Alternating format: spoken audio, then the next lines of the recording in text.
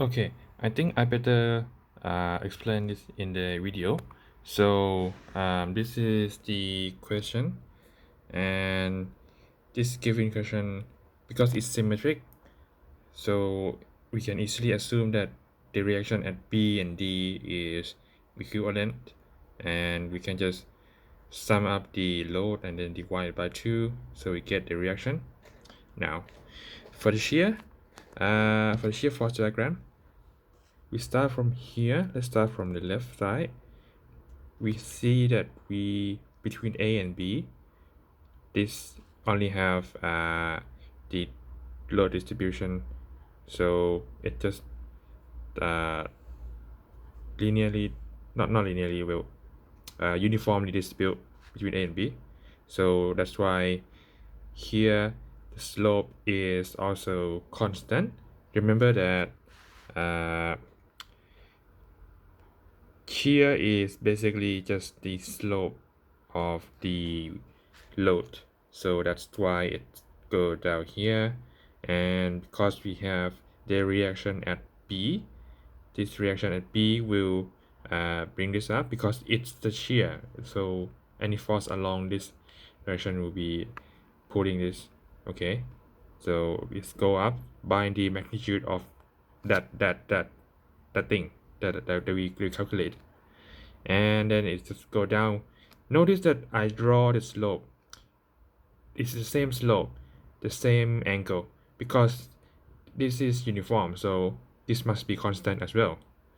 And then there is a point load in the middle, and go down accordingly, 45 kilonewtons down, and it just keep constantly going like this because this is still the same uniform, and it go up because of the direction of the reaction force at D, so it's go up by the same magnitude, this amount, and then it go down with the same slope, go down to this point E.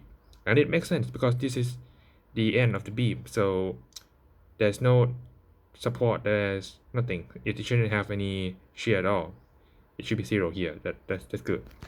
Now for the bending moment diagram, we start from the moment at the left side here. Remember that the moment is basically the slope of the shear. So if you look at here, we start to have a decrease of the shear.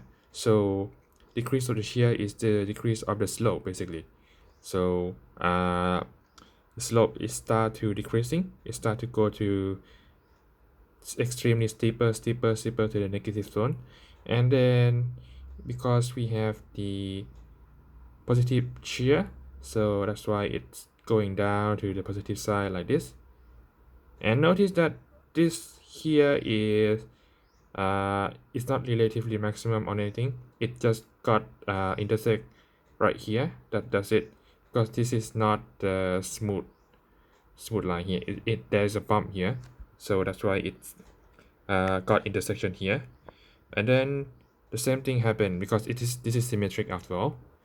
Then go up, and then yeah, if you draw the other way around, because you might draw it positive on the upside and then negative on the downside, you get the flip version of my bending moment diagram. But it's the same thing anyway, because this should be positive and this should be negative, no matter how you're gonna flip it. It's just the definition of how you make this direction of the axis. That's it.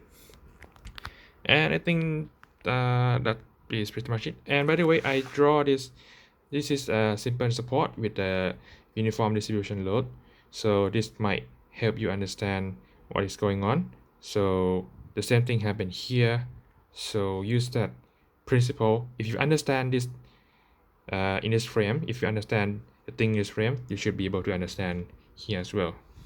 Okay, thank you.